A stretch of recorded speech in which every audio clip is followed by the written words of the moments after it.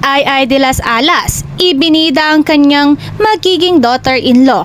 Masaya at puno ng pagmamahal ang ipinahayag ng komedyanteng si Ay de las Alas sa kanyang social media kamakailan lamang.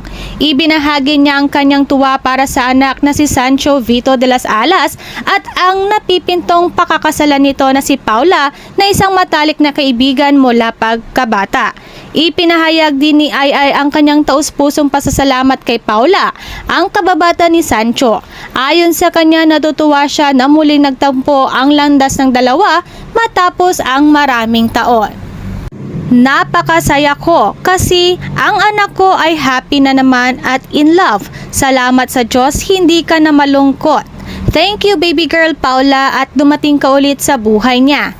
Ani ng komedyanteng si Ay de las Alas, ibinida ang kanyang magiging daughter-in-law. Masaya at